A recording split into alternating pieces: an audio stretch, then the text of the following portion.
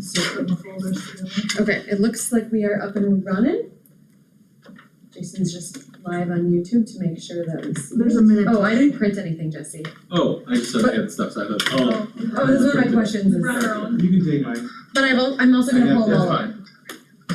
We're good. You hear us? Okay, great. Caitlin doesn't print things, but Leah does, don't Well, worry. it was She really on my list of She questions. has a handout. She has a handout. All right, Joel, take it away. Alright, I'm gonna call this meeting to order. Today is Monday, May 19th, 2025. This is a School District of Menominee Falls Board of Education, Personnel, Finance, and Auxiliary Services Committee meeting. There is a possibility that a quorum of the full membership of the Board of Education may be in attendance at board committee meetings. There will be no full board action taken at any board committee meeting. Only members of the committee may vote on any items on the agenda. A live broadcast will be streamed on the school district's YouTube page. To watch the recorded meeting, please visit the School District of Menominee Falls YouTube site. The time is 5:46, and this is being held in Village Hall Upper Conference Room 344 and 345 at W156 and 8480 Pilgrim Road. Can I have confirmation that the meeting was properly posted? Yes. Alright, thank you. And now I'm looking for a motion to approve the minutes from the February 24th Personnel, Finance, and Auxiliary Services Committee. I'll make a motion to approve the minutes. Do I have a second? Second. Any discussion? Being there no discussion, I'd like to take a vote. All those in favor say aye. Aye. Any opposed? Aye passes, and it's approved. Moving on to our discussion items, we have the 2025-26 student and facility rental fees. All right, thank you, Mr. Hussline, for joining us tonight.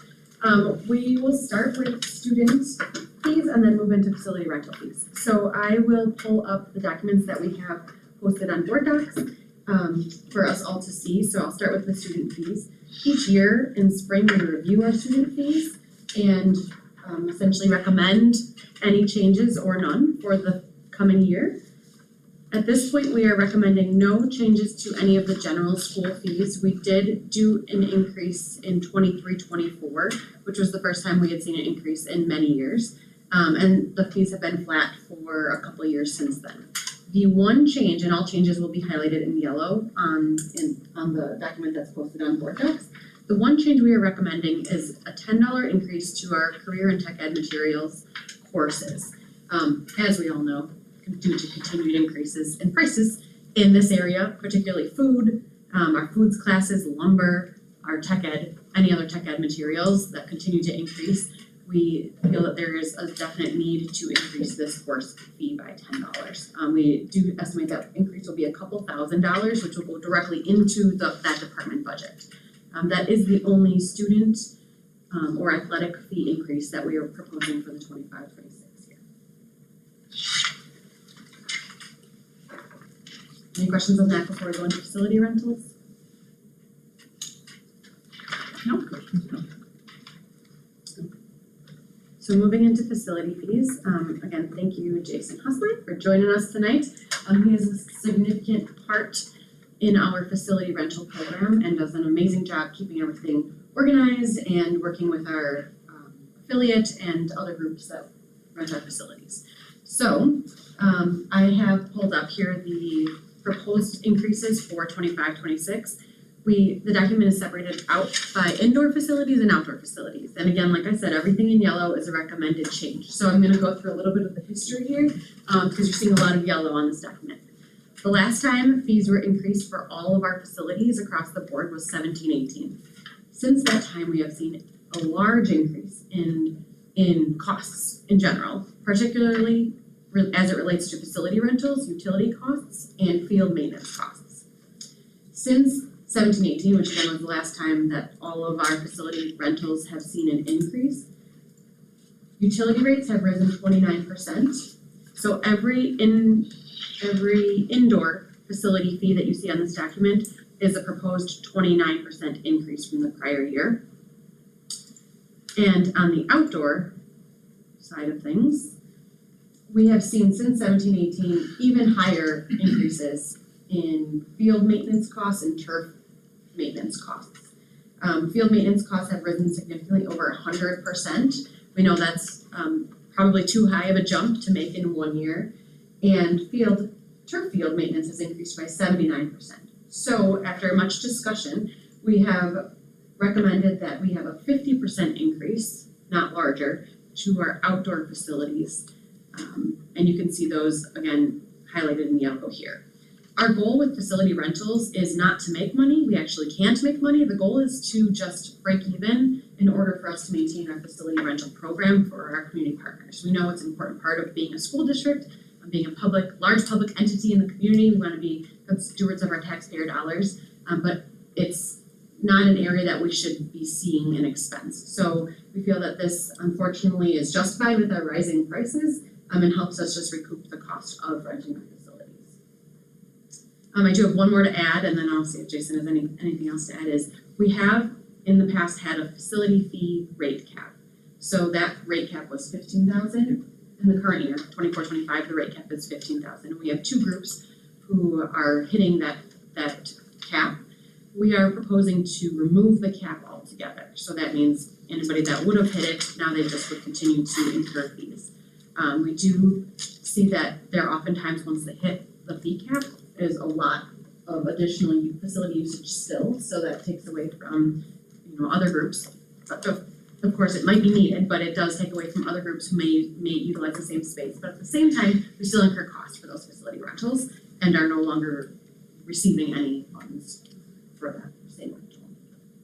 We used to increase that maximum every year too. 5,000. So Mhm. yeah, I mean, and still people are hitting that and then using quite a bit after. So. Yeah, over the years since we have increased it, I think when we started this, the cap was 10,000, and we had probably 5 different groups that were reaching that.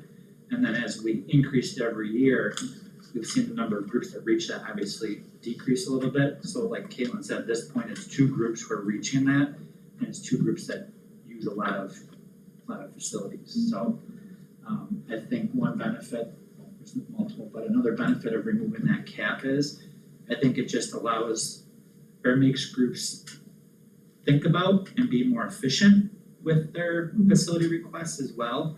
Because we have seen that in the past when groups reach that cap, just reserve facilities. Carte blanche. Right, because it doesn't cost anything more, and then cancel out and things like that. So I think it's a good thing, and it just helps cover those costs that we're still incurring. Yeah, and I think that's important to note that, even though that they're beyond their cap, we still have fees. There's, maintenance, facilities, electrical, Utilities. all the utilities. I mean, you stuff talk like that. about in the winter season with basketball, like they cost Right. money every time you have people in the building to keep the heat going to the level it should be. And not only that, in winter, you get all the salt and residue, you gotta clean out the floor, which takes time, from janitors and maintenance folks. I think that makes sense. And like I said, it's not to make money, it's just Right. so we can get there with our expenses. Right, and we wanna be able to continue to offer our facilities to the community, so this is essentially our way to continue to do that. And then these groups also they also charge fees to the people who are, they are also, They're making bringing in their own income, money? correct. so it's not like a group that is truly charitable Right. in all of its efforts. They're also charging their participants or a fee to watch the play or things like that. Correct. So I think it's natural that we don't supplement that. And they have an opportunity if they have to pay more money, just like we have to do in our rec programming. If our costs go up, we have to raise our fees a little bit to take the knitting or the painting or the Zumba.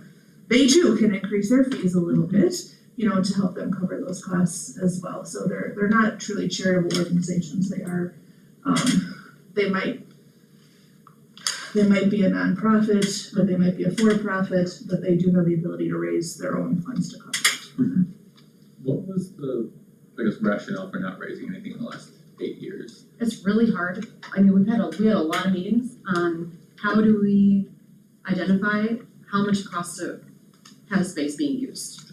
So we had, I mean, there, you can get different spaces metered, and we don't have that right now set up in our district where like We Energies or whoever it is, like has a literal meter on the gym. Sure. Or on, the auditorium, whatever it is.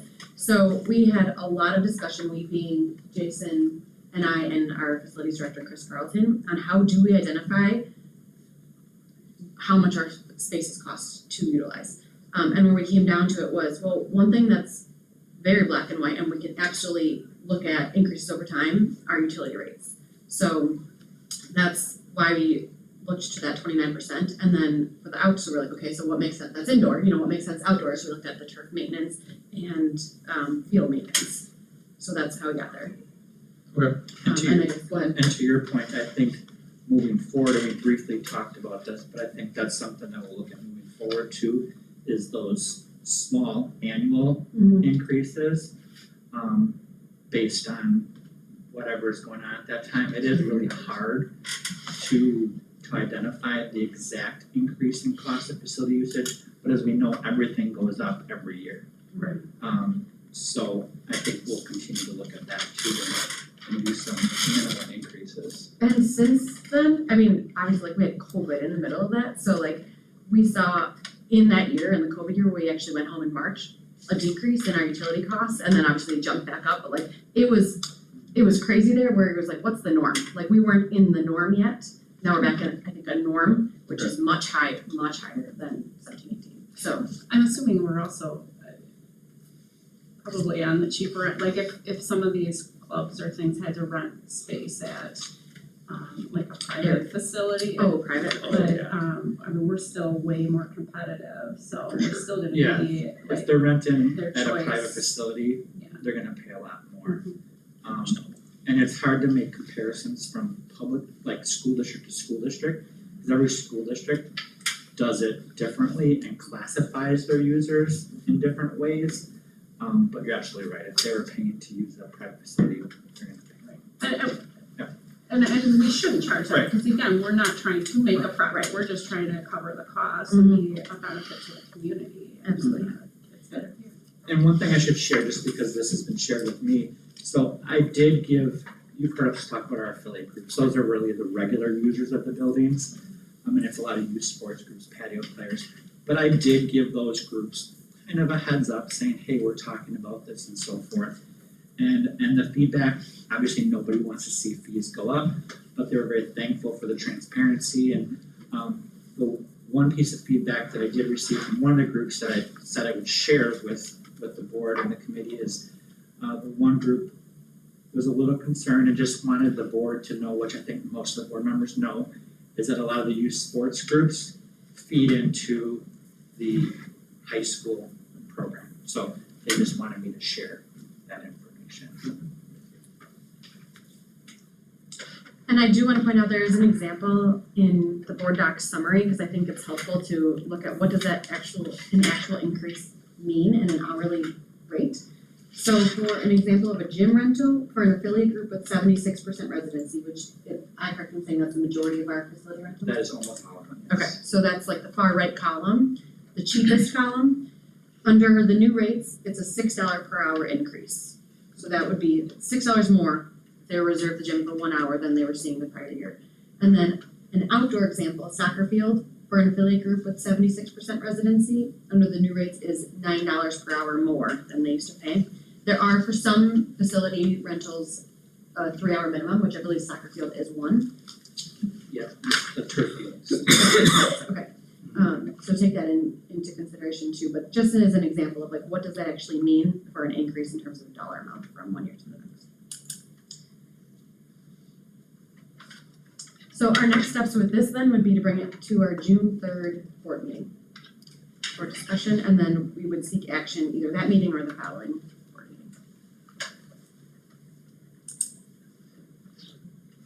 meeting. Any other questions now? I think that's it. No, I think that's. Candle prices stay forever and Yeah. You don't use it, gotta put it across. Alright, cool, thank you. Thank you, Thank you, Jason. Thank you. Jason is excused. I'm gonna try to catch a baseball game, so. Alright, Thanks again. Yep, no problem. we're cold, it's cold out there. Is it? It is. Yeah. Alright, we'll move on to the 2025-2026 preliminary budget assumptions and forecast projections. Alright, so again, this time of year, we look at our preliminary budget for the coming year. And this year's no different. So I'm actually gonna start, there's a packet that's attached and I will have it up on the screen. I'm gonna start with page 2, actually, going with all the words on it before we get into the numbers. We've seen this before, we had a February Personnel Financing Committee meeting that this was discussed publicly as well. So as we've been talking about for months, our health insurance increase is a large driver of the change that we're seeing in our budget this year. We've been in a really healthy financial position and still are for many years due to movement of our health insurance coming in, basically costs coming in below where our total premiums were. So those are what I call the good years. And we saw as of 1/1/25 a significant increase in our health insurance premiums due to almost entirely high cost prescription drugs on our plan increasing, a 20% increase as of 1/1/25. So for us, that meant going from $5 million of expenses to $6 million of expenses. And at the same time, looking at market trend, that in working with our health insurance agents and brokers, that we can no longer plan for 0%. That's just unheard of, and we have to start looking at a projected budget of a 10% increase going forward. That's just the market trend, and we're no longer gonna be skirting under that in our good years, as is the case with I would say almost all other school districts in our area. We're in a regional meeting that includes, I would say, outside of the greater Milwaukee metro area as well. And we meet with them on a regular basis to try to solve the unsolvable problem of health care increases, but it is covering the entire United States as well as Wisconsin, but we are partnering with every person and colleague that we can. So we are not alone in this battle. And at the same time, our revenue growth for 1 year is $800,000. So that's from 24-25 to 25-26. So our increase in revenue, which is again our revenue limit formula that's essentially dictated by state statute, doesn't keep pace with these rising health insurance costs, let alone our additional other costs. So that leads us to, I'm gonna go back to the numbers document now, our starting deficit of about 1.3 million. The total projected starting deficit is on the bottom, and then I summarize our total savings of the same number that we'll go through here in a minute, and then show the resulting surplus or deficit, which is 0 for preliminary 25-26, essentially showing a balanced budget. So we've looked at these FTE a number of times, but I'll just go through this document. The net elementary FTE reduction based on enrollment projections of a -2, and middle school, high school FTE reduction based on course registrations. I will just shout out our human resources department for being just so great and organized and on it. It really helps when we're projecting our budget because obviously staffing is our number one piece of our pie in our expenses. Moving to district-wide leverage items, our recommendation of moving our SRO entirely to Fund 80. So if you'll recall, in the last really 2 years, we've had our SROs split between Fund 10 and Fund 80, 50-50, 50%, 50%. And we can justify based on the work that our officers are doing within our schools and our community, moving entirely to Fund 80.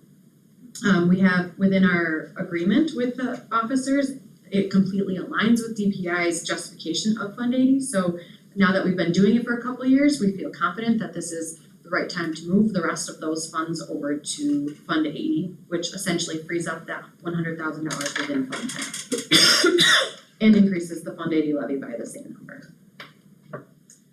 The next item on here is moving North Middle School athletics and activities to Fund 80, which is something that most school districts around the state of Wisconsin already do. So what that does is it opens up all of our programming within athletics and activities at the middle school to public and private students or homeschool students who live in our school district area, our school district boundaries. So that's something new that happens when we move that over to Fund 80, and again, that's something that many school districts across the state, anybody who's got a Fund 80, that's a very common practice to have North Middle School and athletics and activities within the Fund 80 bucket. We already have that with the high school, right? Like that, no. No. High school athletics is just in Fund 10 and is, It's a change for this district, but every district that I've been in, middle school sports ran through Fund 80. Largely because you're trying to connect community members that are at private schools, home schools, or other things to our sporting programs in a way that encourages them to stay part of the district, perhaps as they go forward, and you know, as well. So it's that plus there's only so many avenues for sporting, you know, during the school year. All those clubs and, you know, they quiet down while the school seasons are going on. This is very common. It's from a question, I guess, from the like historical perspective of like just a lever we haven't historically pulled, we've just decided to keep it closed and and I looking think, at it. and I mean, you get new people in positions and then you look at things with fresh eyes and see something that's normal elsewhere that we don't do yet. So, I don't know why we haven't, but I don't think it's a problem that we haven't, but I think now it makes sense to do so. It's same thing with SROs. It's a good question. That SROs are traditionally come out of Fund 80.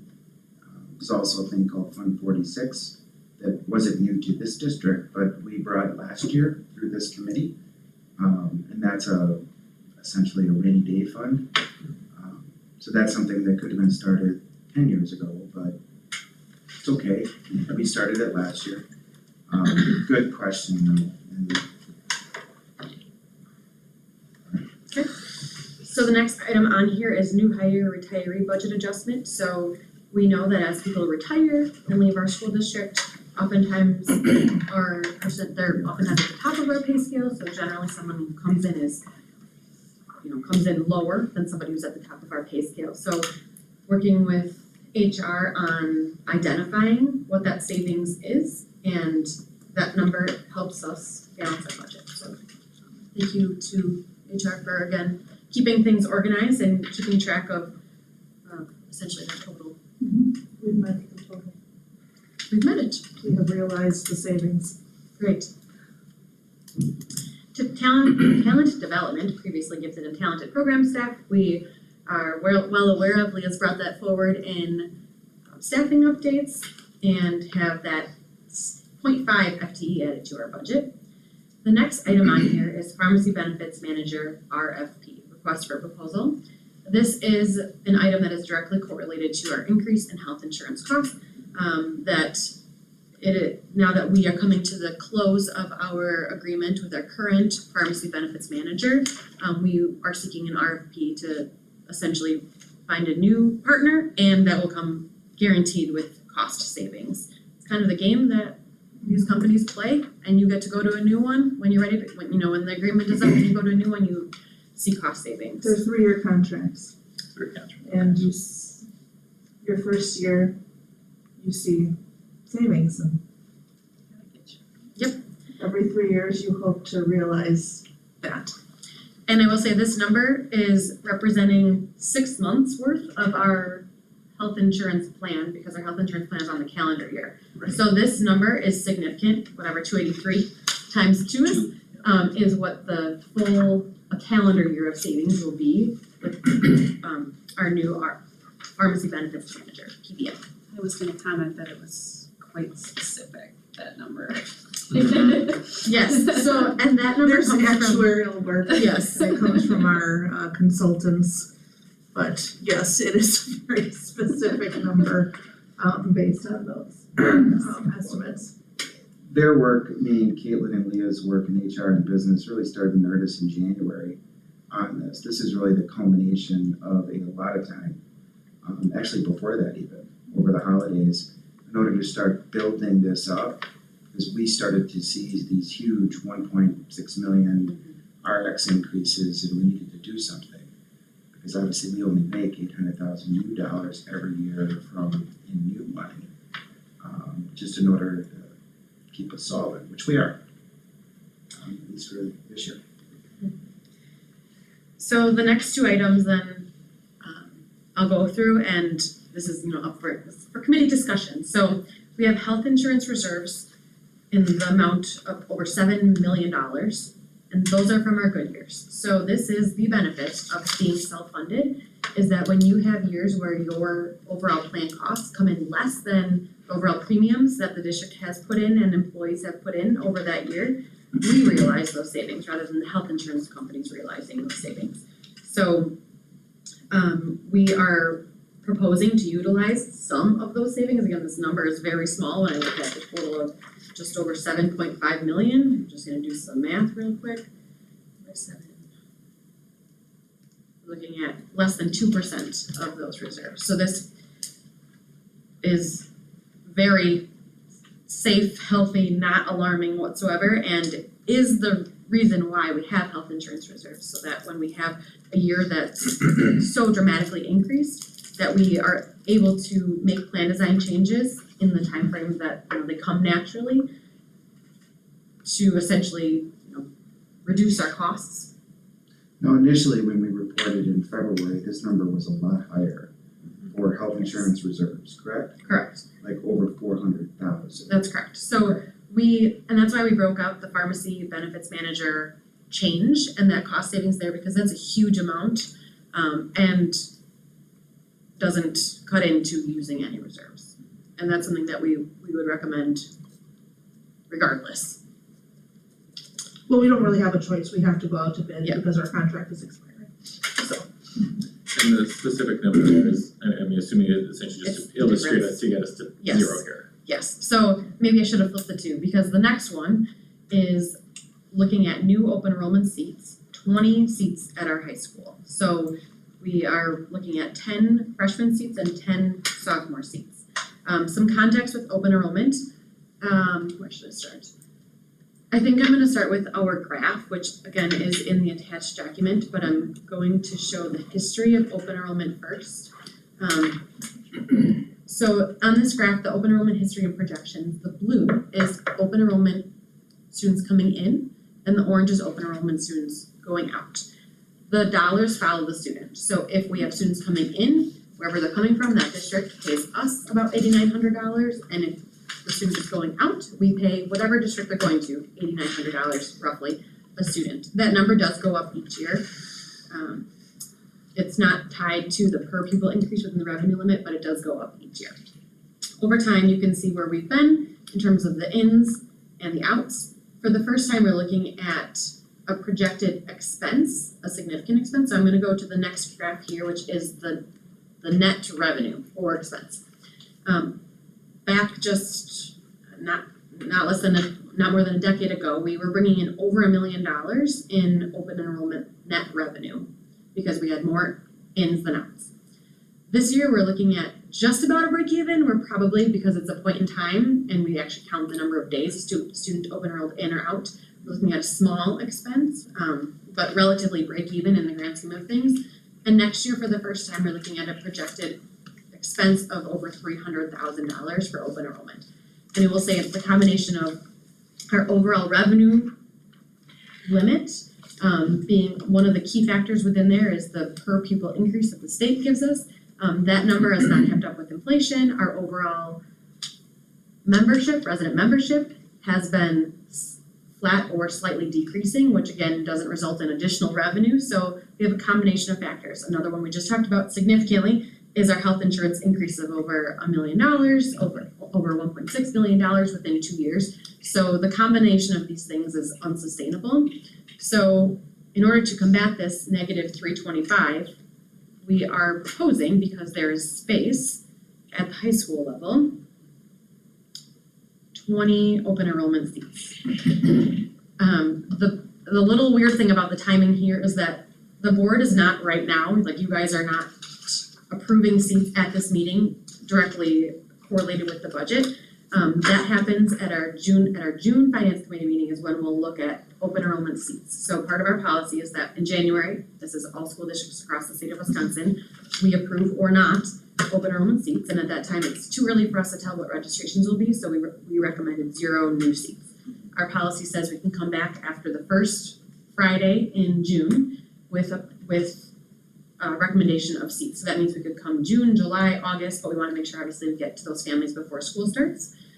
So we will be coming back in June to our finance committee meeting and proposing this, 10 seats at the 9th grade level and 10 seats at the sophomore level, at the 10th grade level. We do have the space, and that keeps us within our board optimal ranges of 25 to 30 plus is what the 9th through 12th grade range is. And we can have conversations about it, I do wanna open it up. But I will say, the question is, well, what if we don't wanna do that right now? We would recommend increasing our health insurance reserves by that $179,000, because that Of which we Also- have plenty of funds in our health insurance reserves. One thing I wanna bring up in terms of this discussion, just as a piggyback on Caitlin's comments, are that enrollment open enrollment is a type of enrollment.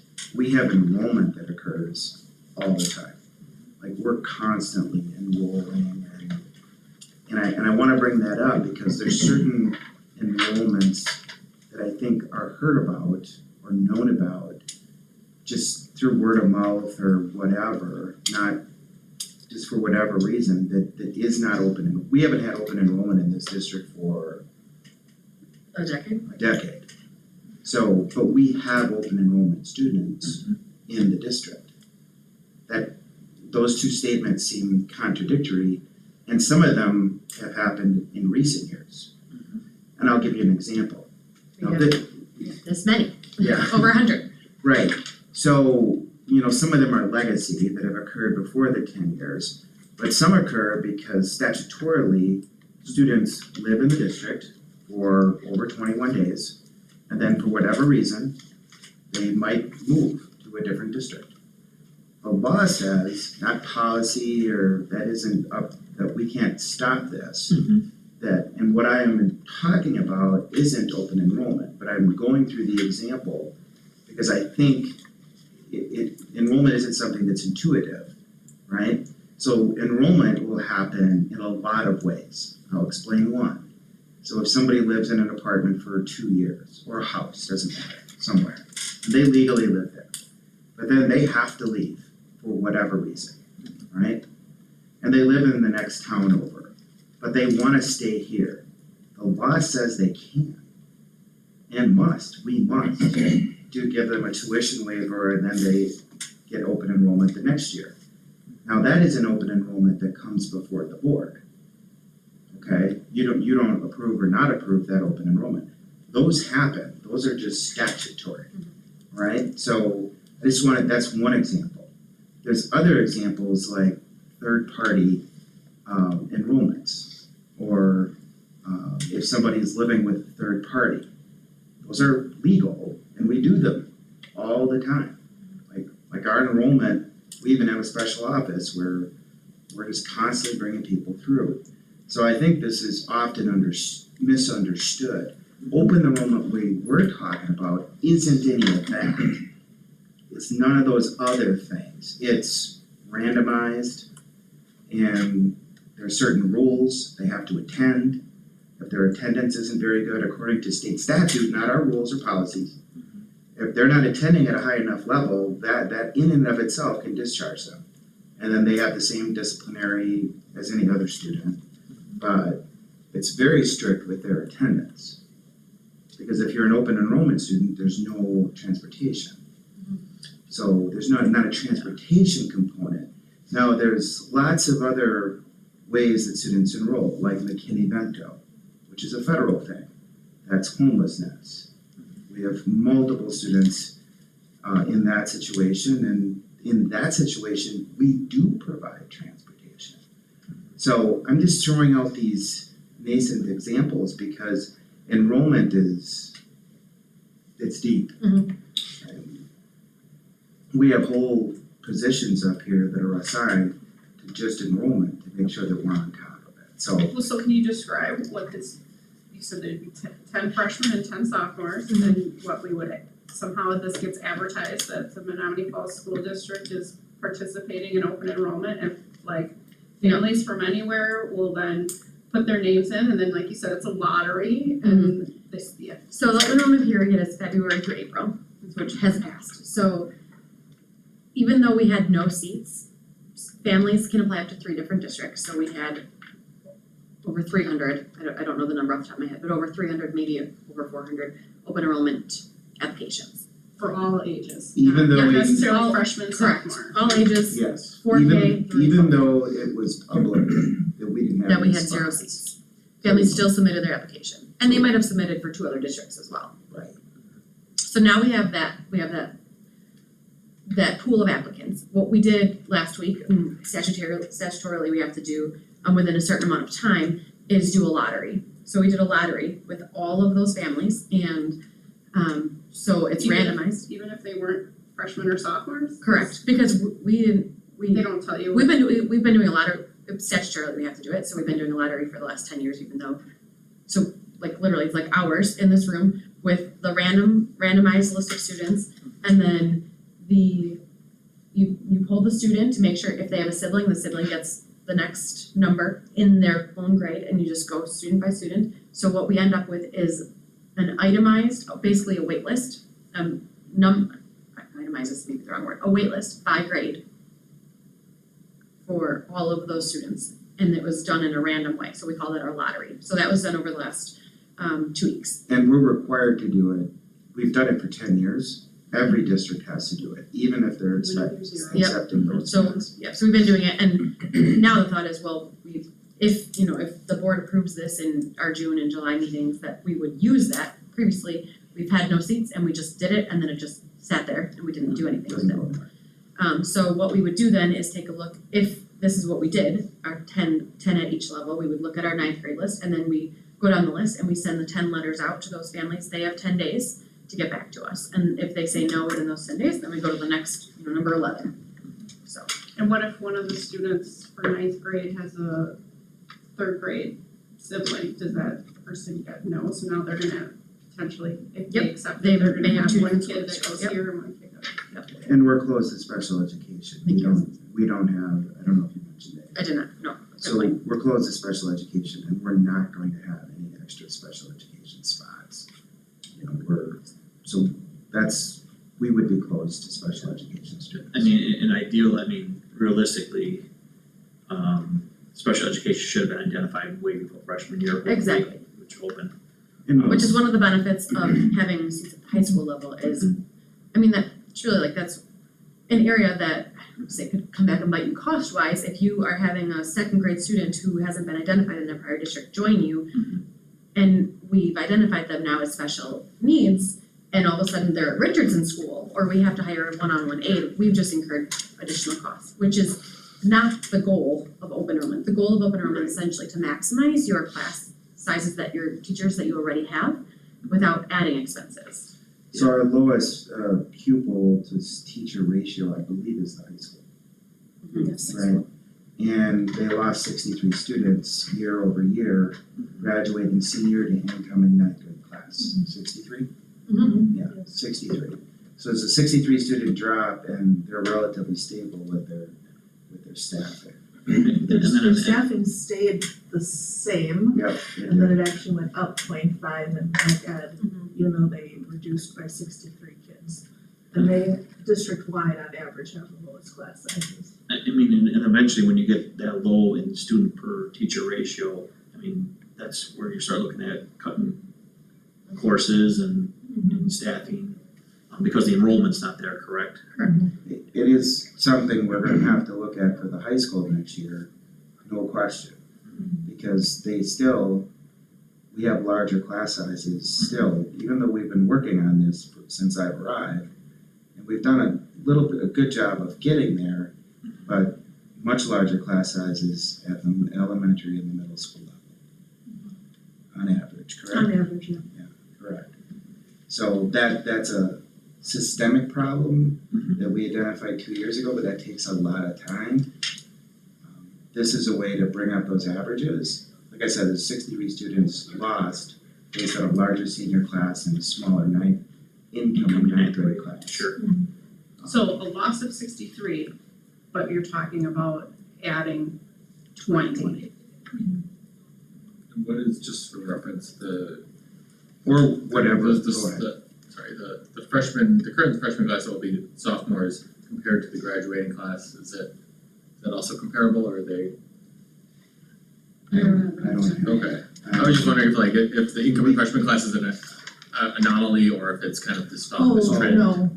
Small Caitlin size. actually projects out to the next year or two as well, because we don't want to, like, we don't wanna cut a teacher in 25-6, just to know we need that teacher again in 6-7. So Right. she does these for, now obviously, it's still a projection because enrollment, Yeah. can change at any moment. Although usually you see your nuanced changes that you weren't quite expecting more in like kindergarten, not so much in high school, but we do project out beyond that because you don't wanna lose a great teacher teaching something just to need to bring someone back in. So we do future plans, so we're not making decisions that only benefit one year.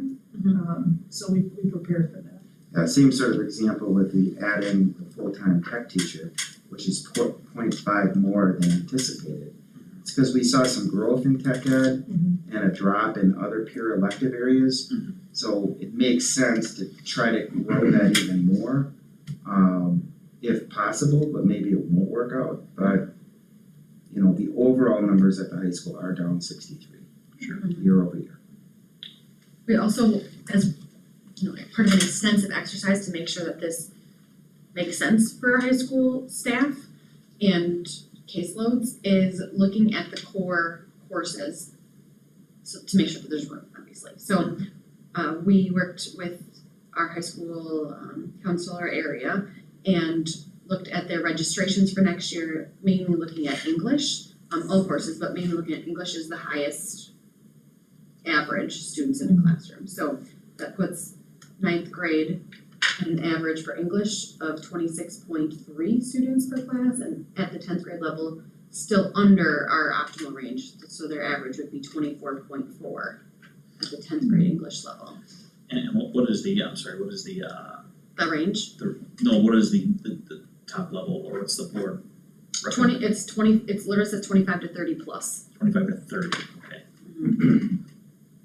And these figures you gave us, is that with these figured, With these 10 students at each Okay. grade level. okay, I see, so it's not gonna increase that. Correct, that would be the average number of students in a classroom at the ninth grade English level, With these 10. with the 10. And then same thing at the 10th grade level with the 10. You pick the courses that are like everybody's gotta take English. And again, So try to look at that's the largest number, like science still comes in under the range.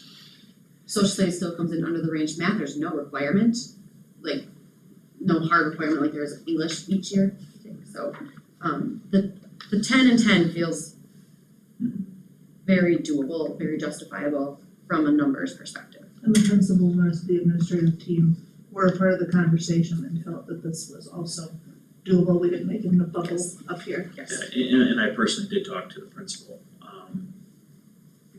to get his feedback, and, he shared an article with me, and, it was kind of eye-opening. And, like I said, he did say in support, some open enrollment, not opening the floodgates, but at least bringing, some in to give it, see how it works out. And then you did say, some interesting things, one, we can limit out, we're not gonna open up, we would not open specials, special needs at this time. Yeah, we're real tight in that area. We've already checked with Alan. So we're not gonna put a burden on the current. Yeah, right now we are appropriately staffed, so we don't have extra room. We wouldn't be increasing those caseloads. They're where they should be. And then you said transportation would be on the family, correct? So, for example, we get someone from the Sussex Hamilton district, we don't have to bus them out here. It's their responsibility to get here, and they still have to adhere to the attendance policies and stuff like that. Correct. The law on attendance is semester. So each semester, and that law has been existing for a long time for any open enrollment students in any district. So if open enrollment students are poor attenders, they need to be given an opportunity, just like anybody else, you know, detentions, change your behavior, whatever. But if an open enrollment student is consistently not attending, their open enrollment is ended. Not because I said so, because the state said so. So that's something the principals have done a good job. There's been some coaching with all of them about how to do it, specifically even directly from me. Because when I was a principal, we did this pretty actively, you know, when I was a principal. It's just part of, and they're doing a good job now of we have form letters, work with Mr. Halverson through the Student Services Committee that are now standardized. Yeah. For open enrollment or attenders, which was still a little bit of a thing with certain students. Not a ton, but some. And that is one thing, so make a comment on, we have added, student services to, kind of deal with stuff. We've added, extra, resource officers, I think that was the first year I was on the board here. So that's just something to take into consideration as well. And we put this number out here, you could do 5 and 5 if you're more comfortable with that. Right, so the balance, it's just whatever, Yes, so yes, you're just gonna add. Yep. Yeah. You just gotta change the number someplace else to get to Well, zero. and someplace else is the health insurance Health reserves. of which we had already budgeted well over 400,000 in our initial look at. But, once we get to finalized budget at the annual meeting, we'll see where everything's sitting. We haven't seen the biennial state budget yet either. Obviously, that's a wild card for every school district in the state. So we're interested to see how they come down. And I know it's part of the rest of this presentation about special ed reimbursement rates, which I know Caitlin is gonna get to. So, And I mean, right now what I'm looking at is this topic of open enrollments, the past has been revenue for us. But now I'm looking at, within 3 years, 3 school years, we're looking at $750,000 in expense. I think that's, That's not sustainable. so now you got 1.6 million in medical expense increases and then 10% year over year. Now you're gonna add another 750, it's something I think the board really needs to consider, the school district needs to consider, that's a huge expense. it's our job to make sure that you're aware of all the Right. the scenarios. All the levers that can be pulled Yep. to balance the budget. But we're in a very good situation, with our fiscally conservative approach. We have multiple options, that decisions can be made around. Yeah, like I say, I think, if it's not now, in the future, it needs to be something that's considered. To be honest, avoid, operational referendums. Eventually reserves will run out, and so that's just my thoughts, but. I think there's a way to do open enrollment wrong, just to kind of piggyback on your Oh, for operational sure. referendum thing. I mean, there are certain districts in the state, the vast majority of districts take everybody. If there's an open enrollment thing, they randomize it, set a number, and they take Right. everybody. And there's examples of those, and we're being recorded and we're live and everything. I won't mention any districts, but there's a way to do it wrong, and we haven't done this in a long time. Sure.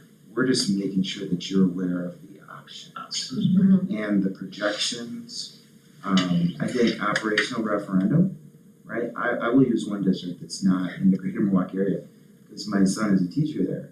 They failed an operational referendum and then laid off a ton of teachers in Northland, right? There's a cause effect there. No, we're not, nearly in that sort of situation. Right. But, I think it's apt for you to bring operational up.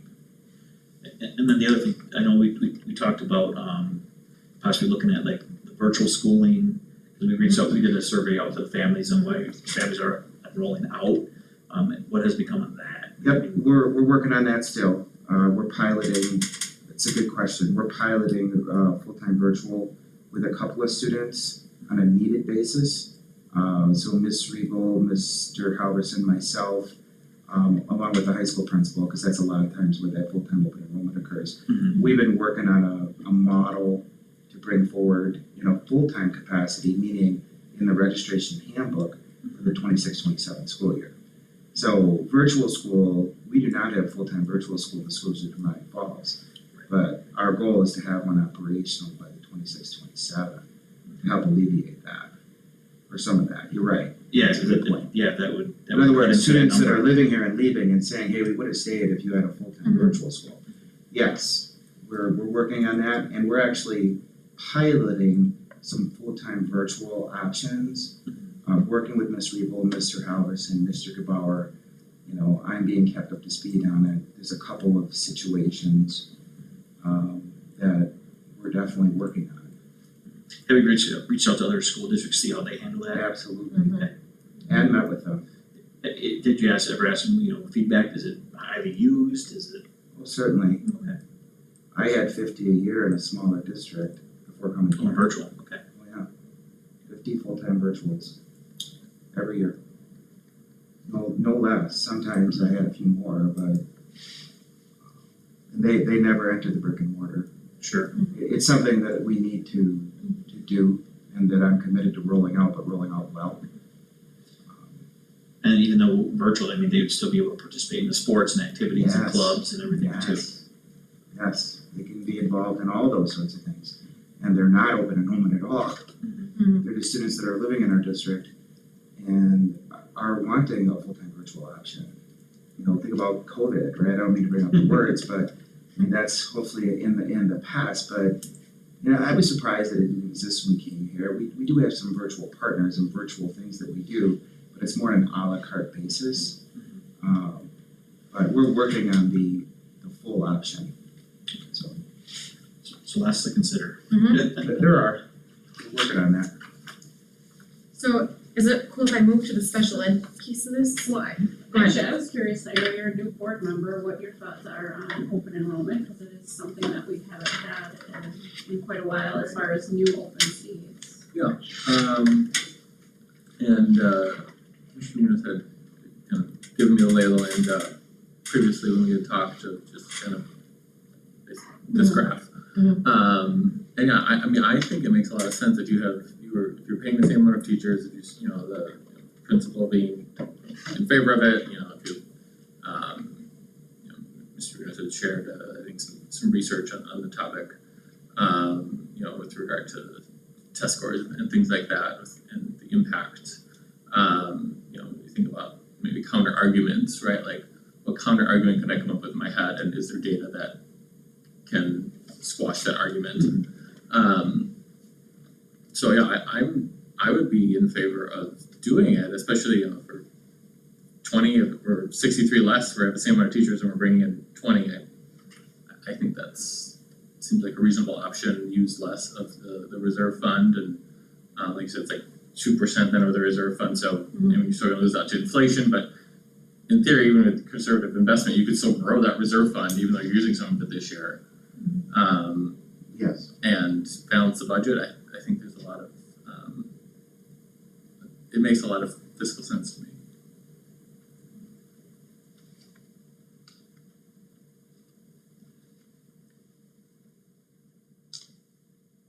Special ed? Special ed speaks, you testified on this. I sure did. Okay, You did a great job of testifying for a joint finance committee and actually 100% support of the nature of the testimony. Go ahead. okay, so special ed reimbursement rates have fluctuated over time and are critically important for all students, not just special ed students. So the current reimbursement rate is 31.5%, but the state budget had initially discussed a 35% reimbursement rate. If we would have seen the 35% instead of the 31%, that would be an additional $270,000 in revenue. So it sounds like a small number, but we just spent a lot of time talking about smaller numbers, So that the percent matters, and over time, special ed costs continue to increase, just like everything else. both at our district and across the state. So the state has to put more money in to fund maintaining that rate over time. Can I just Yep. ask you to, I know the answer to this, but you were saying that they kind of told everybody that it was gonna be 35%, Mhm. and then how did they get to 31%? Okay, How so did that happen? Yeah. great question. So the state, because the formula is, Cause right, every district is planning on this 35%. Right. Yes. Good point. so the formula is called sum certain. So we're all mad at the same time. Yes. And what the state does is put a dollar amount in the bucket and says, okay, 35, we assume it's gonna be 35%. But when all of the school district's costs that are state aid eligible come back and it's more than they anticipated, oh shoot, well, we can't give 35%, now we can do 31.5. So the state's projecting special ed costs over the whole district, or whole state as well. So when they come, because of the funding formula being some certain and not some sufficient,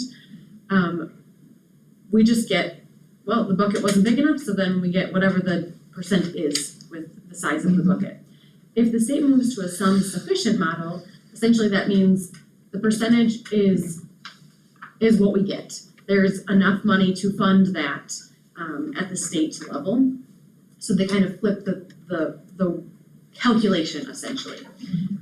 Sum sufficient is better because you can count on the dollar amount that you're getting, so it makes it easier for everybody. I don't know about the state level, but for school districts, it would be definitely beneficial to understand and know the dollar amount or the percentage that we're getting upfront. And this is something that it's hard to budget for 31% when you're hearing 35, because then you have to find an extra $270,000 in money. But every district is doing this at different economies of scale.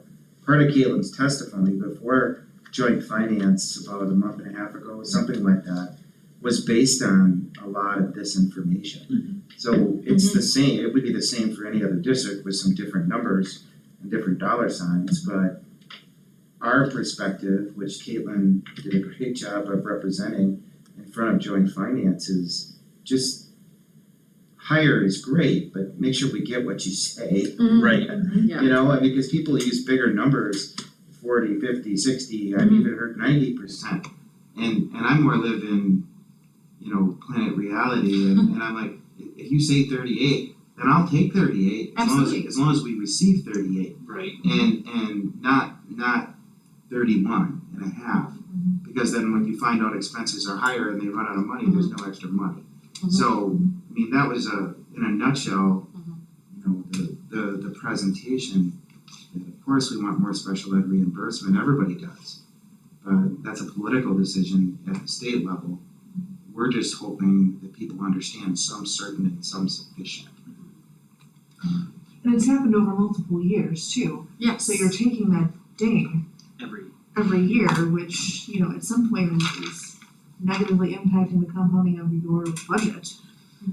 And for us, it was to the tune of $270,000 Yes. Just this year, Yes. this last of time. money we thought we were gonna get, Yeah, just One one we year. did not get. One year. I know, I'm not like trying to bring up old things, but like when special, like was it ever, what was it ever Yes. meant to, like Yes. that the state was gonna cover Great question. 100% Oh, of good. special ed Great or question. like? So I'll give a little history lesson. In 1993, revenue limits were enacted, and at that time, the legislature informed school districts that we would receive 2/3 funding. That was the term was 2/3 funding for special ed, which is 66%. So you can see we're at half of that, we're at a third. So that's when you hear talks of like the governor's ask and the 60%, that's why the 60, because that was almost what was promised in the 2/3 funding. So 2/3 special ed funding, if you've heard those terms, like that's synonymous with the start of revenue limits in 1993. And things called the Qualified Economic Offer, QEO. You know, all these things kind of coincided around the same time. And if you go back far enough in this whole thing, 2/3 guaranteed funding, I'm good with that. It sounds great. That sounds really good. You know, back then, if we would have known, you know, but yeah, so that is why you hear some of those numbers, because historically, back in the Tommy Tossie era, those things were, that's how it was written in. And so here's why it matters and how it impacts general education programming as well. This graph shows the gray bars are the revenue that we receive for state and federal, from state and federal sources for special education, and the maroon is Fund 27 or our special education fund expenses. So the difference between the two, and you can see, generally the expenses over time have gone up. The difference between the two comes from a Fund 10, a general operating budget transfer. Literally $5 million we pay from Fund 10 to Fund 27 to cover the gap in that funding. In a pie graph, we see the revenue sources for special education. It's almost flipped from what was promised in 1993 with the 2/3 funding. Almost 2/3 of special education funding is coming from our regular education fund, our general operating fund in Fund 10. So that you can see the transfer is almost 60%, which is over $5 million for us. So again, if that was cut in half, we would have $2 million extra dollars and we would be just fine. So It's game changing money. it's game changing money, yeah. And even like we talked about, like the 31 to the 35% is impactful money for us, important. So that when we hear about the state biennial budget conversation and us still being in limbo land before the next biennial budget is approved, this piece, the percent of special education reimbursement rate, is a big unknown for us. We're projecting at a 33%. We've heard, I feel good about that number. I feel good about what we've heard, that the legislatures are hearing this piece, and it's been talked about over and over and over with many biennial budgets, because it impacts all school districts and frankly all students. I met with our legislators, the new state senator, Heather Sittikin, for about an hour. This was one of the focuses of our discussion. I thought she did an excellent job of asking questions, and really I spent time talking about some sufficient and some certain, really. And I scripted it out for her, and she was writing lots of notes, did it as well with State Assemblyman Knodel. Same sort of conversation. Some certain and some sufficient. That was the basis. I mean, we talked about other things, but that was the big piece from the state budget.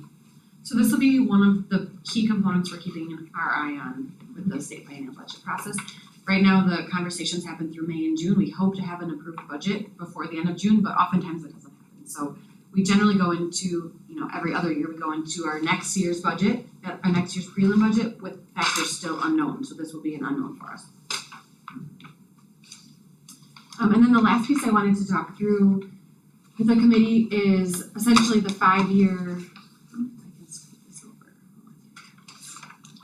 our 5-year forecast, which looks worse and worse each year, mainly due, and this is, I would say, a changed picture, mainly due to our increase in health insurance prescription drugs. So as we know, we've talked a lot about, we're working to combat that. We're going to RFP for our pharmacy benefits manager, which will be a cost savings of over $500,000, and that is not already incorporated, so that will help. We have talked about our open enrollment seats extensively here today. So again, the board is not voting on that today. That comes in June and then July for full board meetings.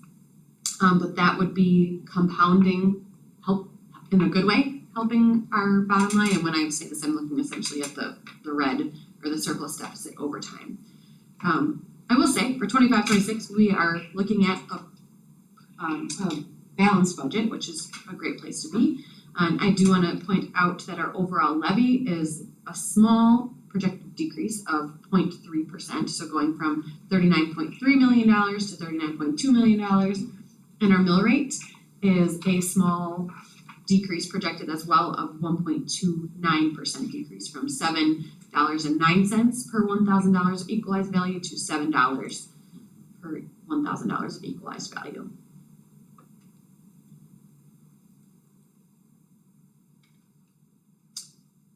You have to be smart with your reserves because of the rent going across. Yes. That's big.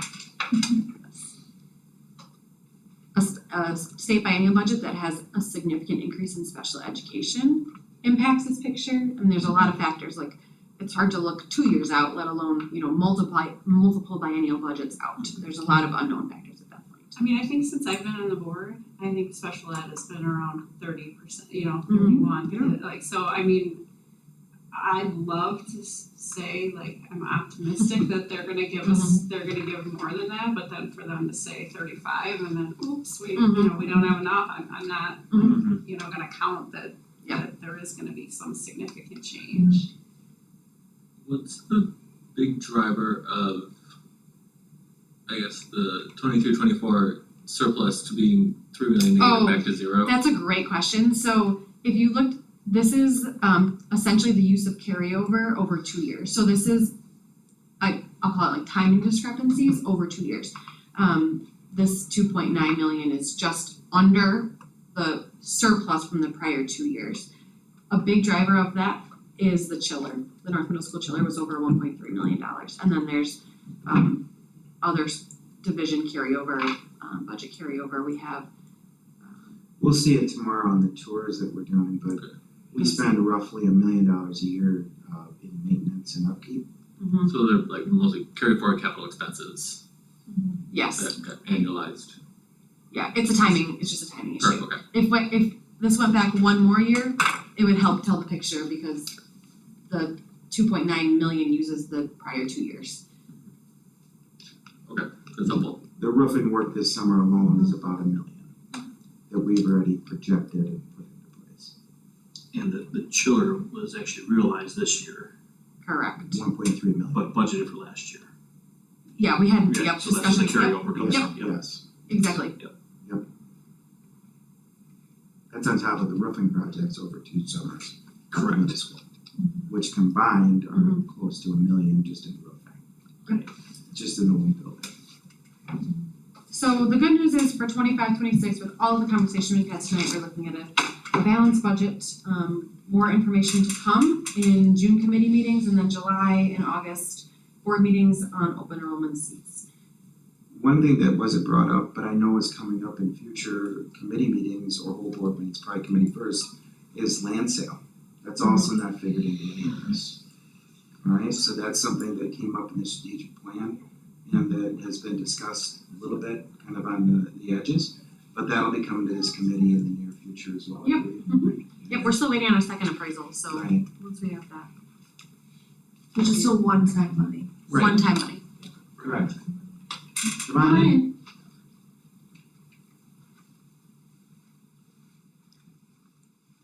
So the good news for 25-26 balanced budget, decrease in mill rate, Flat levy. flat levy.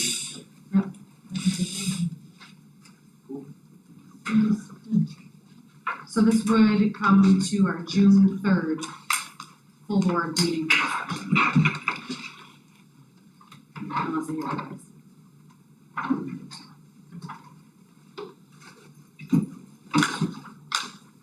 Anything else? So, move to subject C, the OPEB trust investment review. Okay, this one is nice and boring as we have hardly any activity in here. So this is our Fund 73. OPEB is other post-employment benefits, and we are required to do an annual report to our board. This is the 23-24 report, so I just want to point that out. It's a little delayed. Generally, we will do this in August.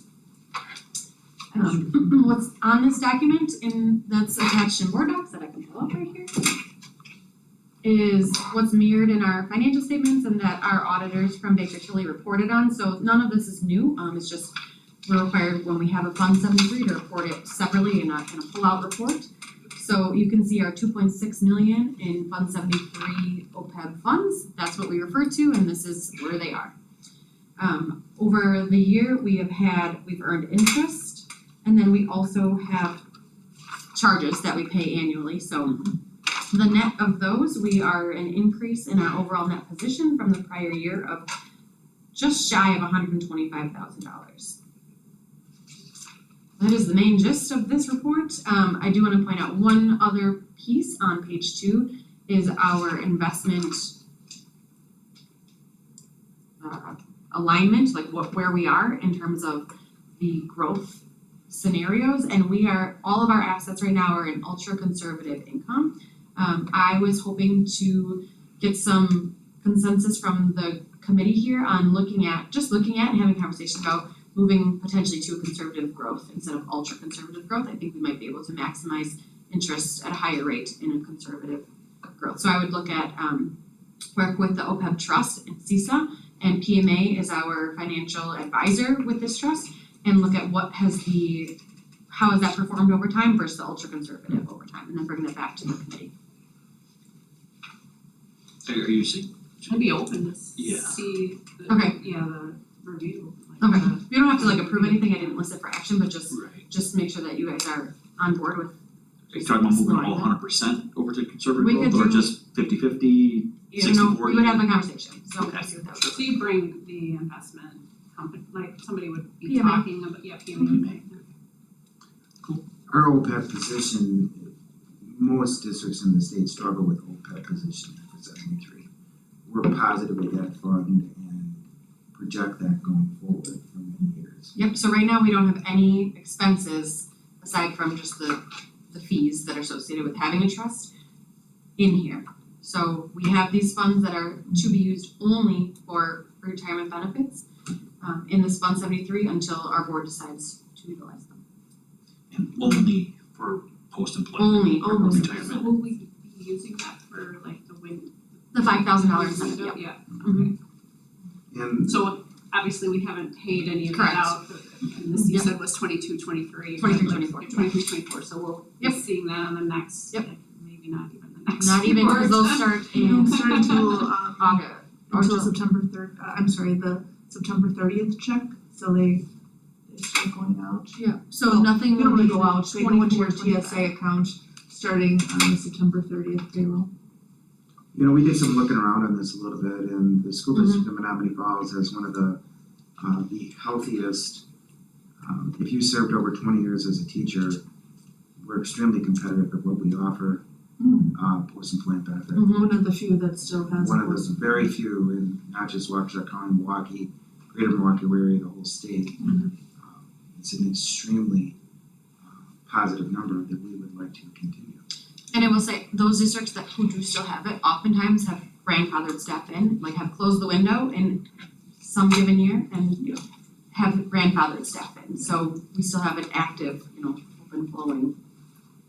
And I think Dan and I had mentioned, that at some point, I would love to see some actuarial work done to kind of close some of the differences between our different job classes and the amounts of those TSAs, the age requirements. Obviously though, even though it's gonna earn some interest, it's still a limited pool of money, so whatever we do, we need to be able to sustain. But it'll be, at least, I think, valuable work to see if there was a way to reach some of our goals while being responsible with that one-time money. So about half of our staff are teachers, and the rest are support staff, administrators, et cetera, et cetera, et cetera. So these dollars, we have post-employment benefits for all of the groups. And some of the tiers, there's a pretty big gap in some of the tiers, not all, but most of the groups. The gap is pretty substantial. For like a teacher, $75,000 over 5 years. For an EA, $3,000 over 3 years. I mean, that is significant, there's no way around it. The next closest group is 36,000. So it's still, there are significant differences, and obviously we can't do all of it, but we have been talking amongst ourselves to see what we can do. Yeah. And what that money can do for us without creating a future burden that we can't have.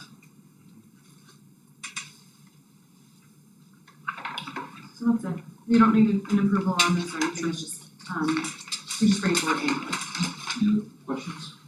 Sorry, I only made enough for the original group. Usually I have so many copies. Share with you if you Yeah. want to share one That's more. fine. Sure. Okay, So we'll move on to subject D, staffing update. yeah. So, page 1 is where things are happening, the page 2, nothing's changed. So I'm happy to say that as of like 2 hours ago, we have filled all of our retirements. Nice. We had the elementary school music teacher sign. Oh, She didn't make it onto the sheet yet, because it happened after we, Yeah, I talked to Updated. Jenny at noon, it wasn't done then. no, it wasn't done then. Okay. She just sent back her signed contract like not long before I walked in here. So, we're super pleased about that.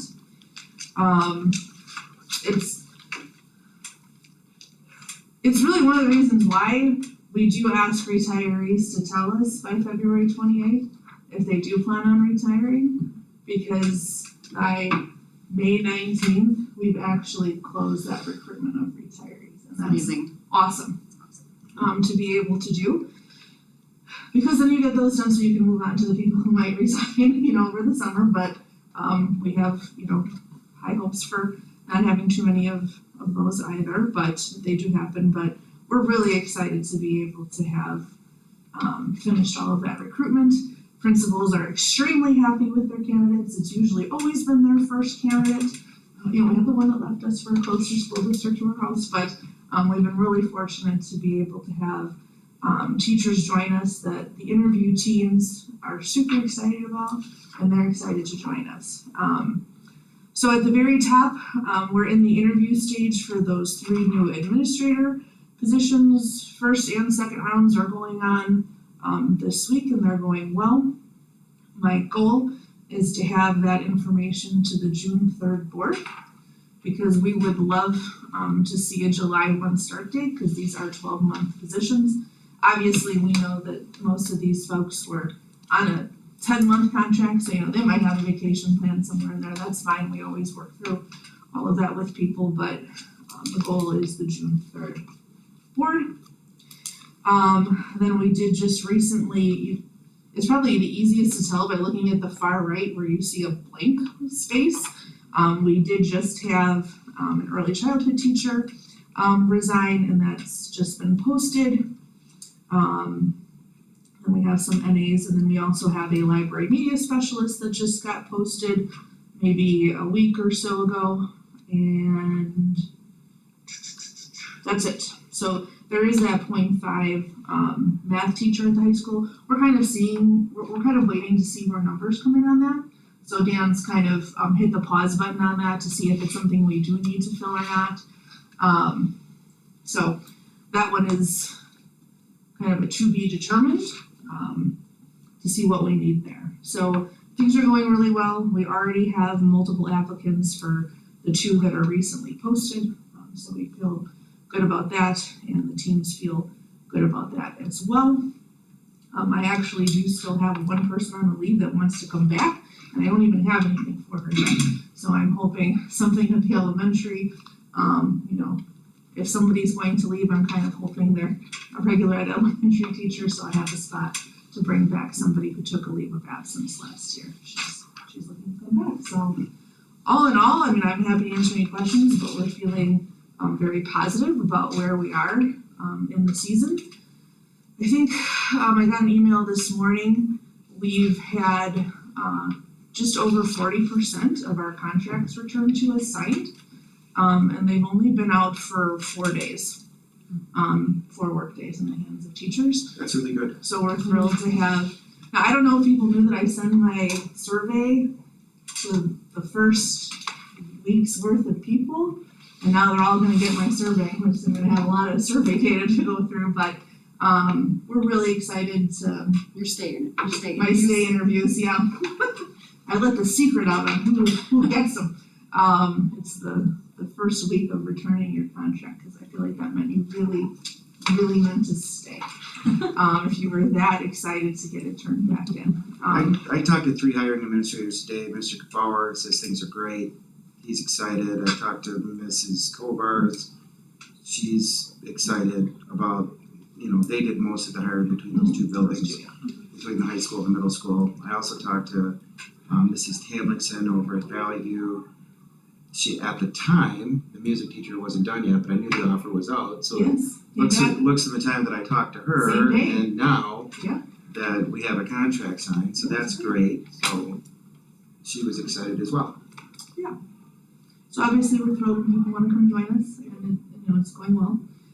We really, I'm gonna say it again, we really appreciate all the work that the principals and their interview teams are doing. It is a lot of work to take that time to sit in those interviews and help vet the folks who will be joining us. So we absolutely appreciate people giving us that time.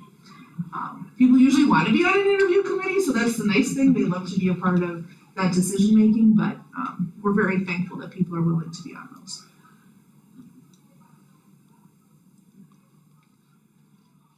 I think the village has their Yeah, meetings yeah, tonight, so Sorry, I think that's. Yeah, our normally noise. it's quiet out there. Yeah. Any questions?